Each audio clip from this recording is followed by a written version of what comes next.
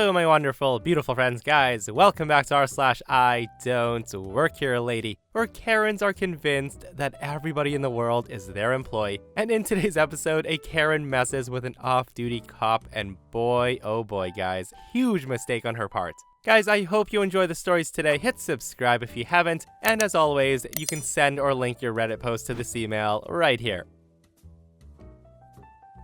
So I'm working at my local fire department in their internship program. My job is to put up beach flags and check the flags regularly based on the weather. Now, if you don't know what I mean by beach flags, they are colored flags that symbolize the level of danger that the water poses. Green is safe, yellow means caution, and red means do not swim. I live in a tourist town along one of the Great Lakes, so there's a lot of entitled tourists that visit. The process of checking the flags is to drive by the beaches and evaluate if the color of the flag matches the current water conditions. So the story starts with me going about my normal business. I'm driving along one of the beaches, just doing my job, and it was a particularly hot day that day, so there were many people swimming. As I'm about to leave and go to the next beach, I get signaled down by Karen. I pull over and see what she needs from me, and Karen says, "Hello, you look like a city worker, can you help me?" Now I'm driving a mule, which is a glorified golf cart, and I'm wearing a reflective vest, so I guess that's where she got it from. So I cluelessly say, "Sure, what is it?" Karen says, "I've been calling the city maintenance department for the past hour, trying to get someone down here, and you just about drove away. Your supervisor will be hearing from me." At that, I respond, I'm sorry about that, but I don't work for the city. What seems to be the problem?" I also want to note that I guess I might work for the city, but I'm officially employed by the fire department. Karen tells me, "There's a dead fish on the shore 10 feet away from where my family's trying to enjoy our beach day.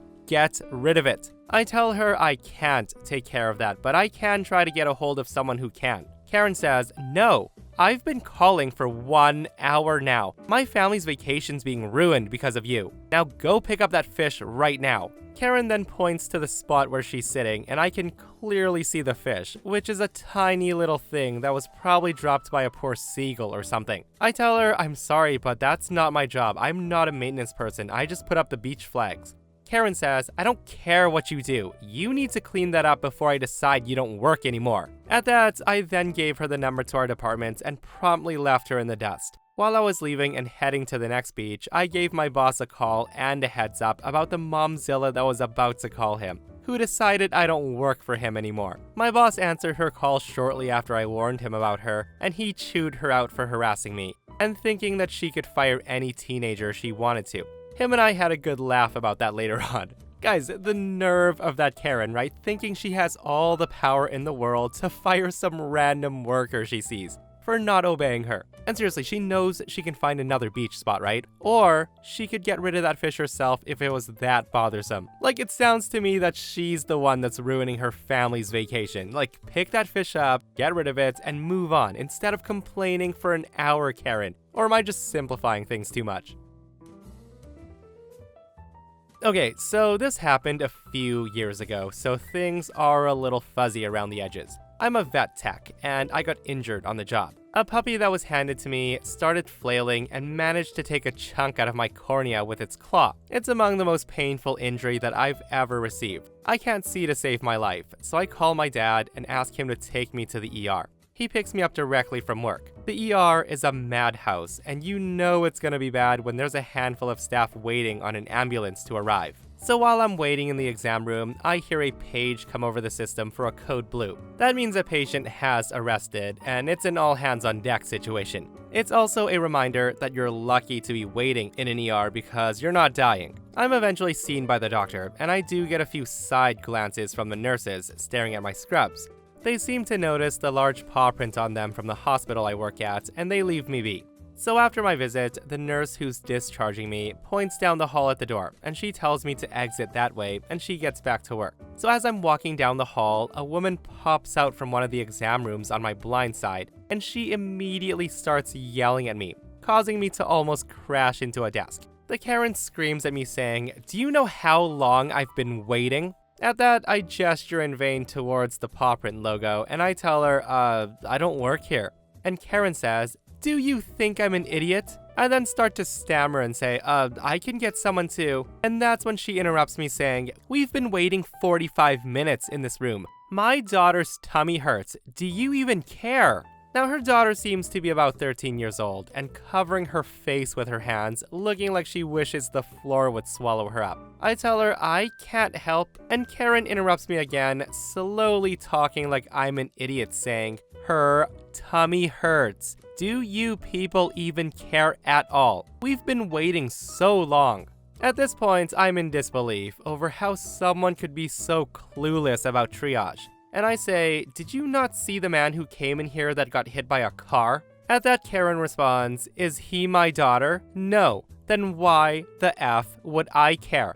What's wrong with your face? Quit winking at me. At this point, a security guard shows up. He stands between us and looks at her and then at me, and I desperately point to the paw print logo on my scrubs and say, I'm a patient. The security guy then nods. He turns to Karen and starts explaining that I don't work there. I didn't hang around for the aftermath because, you know, the whole couldn't see part. And some say her daughter's tummy still hurts to this very day. Honestly, with a mom like that, guys, my stomach would be knotted up 24/7 from stress and anxiety. Like, could you imagine if that was her child's issue, just mom stress? And I'm not even surprised that Karen was so heartless, guys, because self-entitled people only care about themselves. Is he my daughter? Then why the F would I care? Savage, Karen.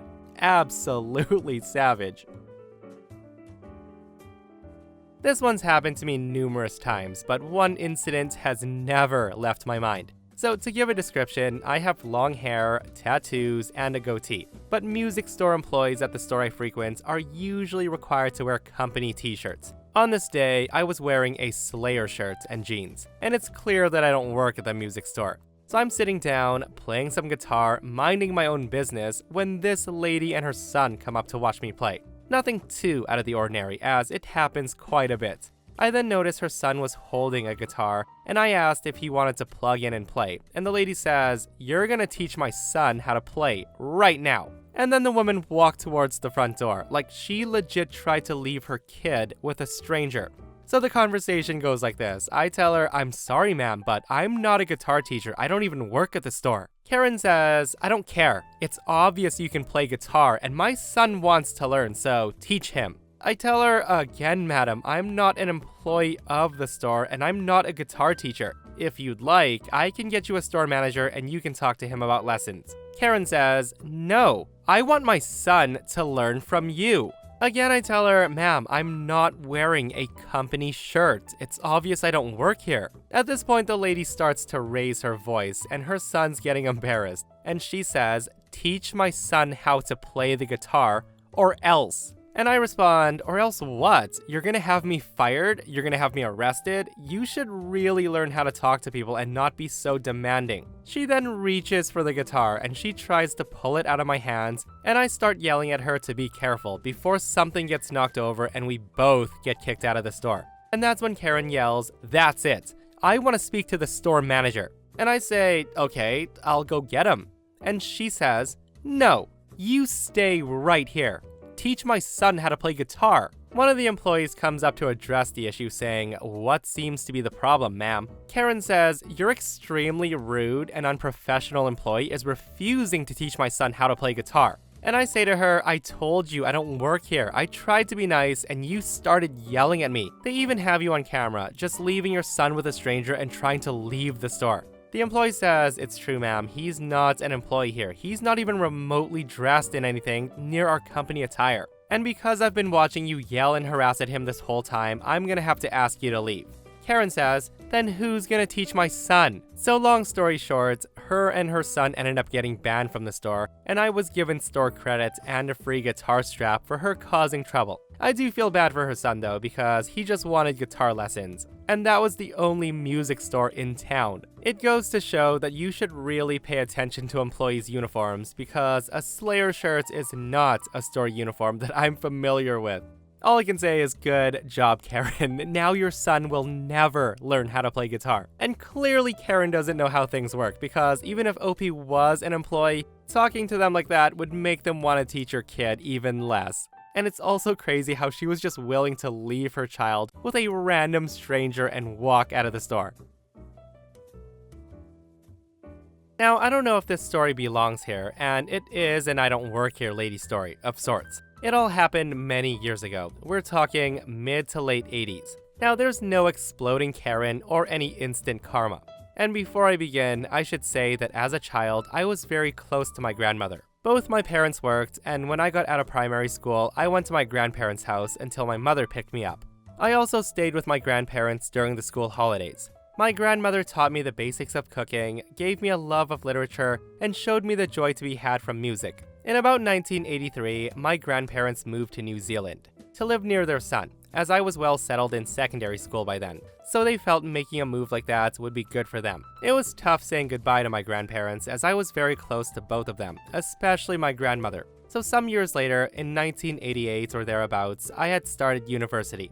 Just before the end of my first year, my grandparents came back for a visit. They were staying with my dad. Before my dad knew about their proposed visit, he had decided to have some work done to his house, as he wanted double glazing installed and some work on the roof done. So when they arrived, there was a lot of activity going around the house. About a week after my grandparents arrived, my college broke classes for summer vacation. I traveled back home. I was excited to see Dad, but I was really excited to see my grandparents again. It had been a few years since I saw them. I hadn't seen them since goodbye at the airport when they left for New Zealand. So there I was, all excited, just thinking about the hugs and kisses that I'd smother grandmother in. I got a taxi from the railway station to my dad's house, and the first thing I saw when I got home was the building site that was in front of his house, complete with builders. I didn't even need to open the front door, as there wasn't one. I then left my backpack in the hall, and excited, I went around the house looking for grandmother. I then heard voices coming from the kitchen. My grandmother always loved being in the kitchen. The kitchen was her domain, and it was the place she felt most at home. The kitchen was also at the back of the house, and it was the furthest away from all the work at the front of the house. So I ran to the kitchen, opened the kitchen door, and just stood there smiling at my lovely, gentle grandmother. She had aged so much, but she was still unmistakably my grandmother. I then shouted, "Grandma, did you miss me?" My smile then slowly disintegrated when I saw the reaction on her face. It was a look of fear and anger. She then grabs my grandfather's hand and shouts, "He's coming in. Why is he coming in? Who does he think he is? Get out! You're not supposed to come into the kitchen." And at that point, my heart sank. My grandmother, who I'd seen every day of my life for the first 15 years of my life, who I loved so much, had no idea who I was. She thought I was one of the builders, and she was terrified of me. The fear on her face broke me. It ripped my heart in two. And that was both my very first I Don't Work Here story, and also how I discovered that my brilliant and loving grandmother was suffering from dementia. Guys, reading this story, I kind of knew what was gonna happen, and I was preparing myself, and it still broke my heart. So I couldn't imagine how OP felt. Like, dementia is just terrible.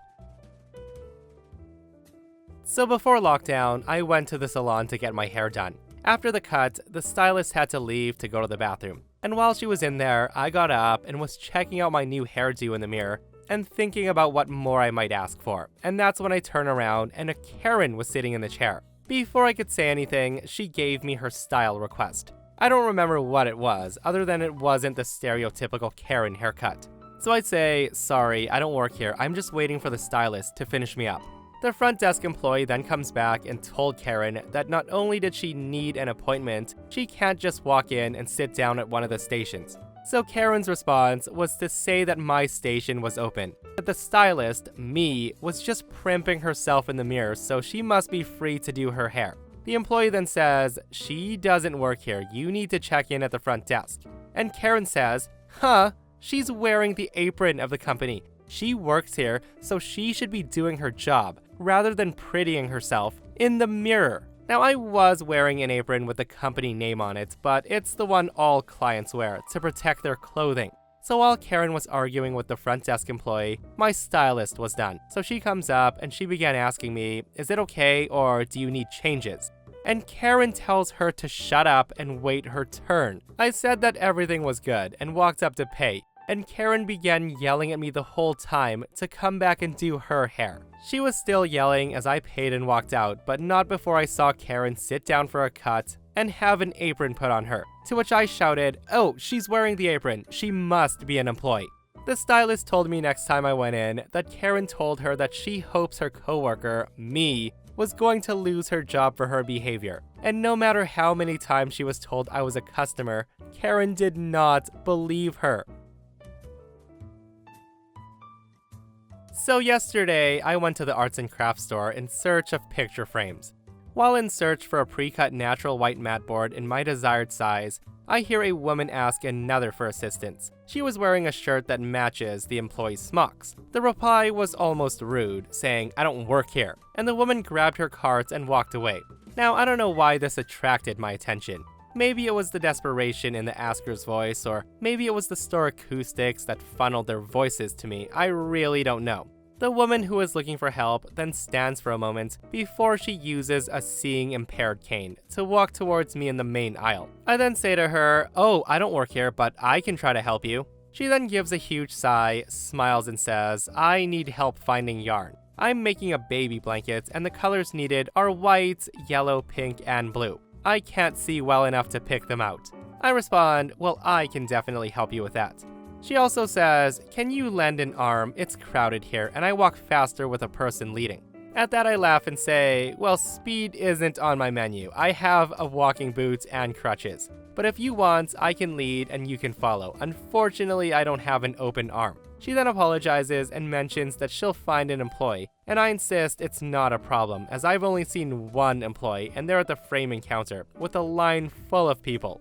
We figured out all the logistics, and as we get to the yarn, we share names. She then says her husband dropped her off while he went to the hardware store. So we get to the yarns and start by finding what feel of yarn she wanted, and then I start describing the colors. I was told I was describing the colors well, and we gathered the bundles. We finished our shopping together and even checked out one after the other, and she insisted on buying me a chocolate bar as a thank you. Total grandma move right there. I hope your great-grandbaby's blanket turns out wonderfully soft and as loving and sweet as you. Now that's how you human guys, like just helping others in need. And shame on that first person who refused to help this visually impaired old lady. May you stub your toes every day for the next month. This happened about a year ago. And now that all the dust is settled, I can spit it all out. A year or so ago, my wife and I purchased a third home for rental income. I'm a 6'4" male of Moroccan and Middle Eastern descent. I'm also commonly mistaken for Latino or a light-skinned African American, and this will be important later on. So we were at Lowe's to pick up some stuff to start on the new house. My wife was picking out tile with my son. I was talking to the kid behind the paint counter when an older man comes up and asks the kid to get something down. The kid had a line of people, so I told him, "Don't worry, I'm tall enough, I'll grab it." The guy was very grateful. I then walked back to the counter to pick up my order, and I began loading it on my cart, and boom, there in all its glory stands a wild Karen. Karen then says, "Oh, great, another one of you people who work here. Okay, I need you to take this to my car." I then turn, and this sharp pain twinges my shoulder. I then say, "Lady, watch yourself, don't do that again, you won't like the outcome." Karen then says, "Listen here, Juan, load my stuff or I'll get your manager, now." I then respond, "Really, you need to watch yourself, lady, I don't work here and you just committed assault." Karen then says, "Okay, I'm so sick of you idiots not working, I'm gonna get the manager." She then marches off and I'm thinking, you go and do that, princess. So by the time my wife and kid come, I was loading up the second flatbed. And all of a sudden, I hear that woman's voice again, and she says, "There he is. There's the one who shoved me. I want him arrested." The store manager looks at me and turned white because he knew who I was. I've pulled him over before for speeding, but I've let him off with a warning, so he recognizes me. Karen then says to the manager, "Call the cops now. I want him fired and arrested for assaulting me." The store manager says, I can't do that." He then looks at me and says, "I'm so sorry." At this point, to cover myself, I called my chief and he sent a car out. And Karen says, "This lazy Mexican won't help me and you say sorry to him? What's wrong with you people?" A few minutes later, in walks in a lieutenant and a detective. They both say hi and ask if I'm armed and I say yes. They then ask if I'm okay and I tell them yes. They then look at Karen and ask for the security tape. Everybody's pulled off the store floor and Karen has no idea what's about to happen. I think Karen realized at this point that I'm an officer, and Karen screams, "I thought you worked here." Karen was promptly handcuffed and she was walked out to the car. She then yells that I had a gun. And that's when the detective said, he's supposed to, he's a cop. They then wanted to know if I provoked the attack because Karen stated that I drew my weapon and I egged her on. Well, Karen got 3 months for assault and 3 years probation. And it could have been worse. She could have pulled that little stunt on a gang member around the area, and it could have been way, way worse. So yeah, hopefully Karen learned her lesson after that encounter with OP. And I've said it before, guys, this is why you keep your hands to yourself. Just be kind and polite, because you never ever know if the person you're messing with is an off-duty officer. And that, my friends, brings us to another end of r/IDontWorkHereLady. Guys, I hope you enjoyed the stories today. Hit subscribe if you haven't, and if you missed the last episode on the channel, it's an r/Petty Revenge, where a lying Karen tries to destroy OP's store with a fake review, and it backfires so hard on her. Guys, go check it out if you haven't, and myself and Stevie Boy will see you guys in the next one. We love you.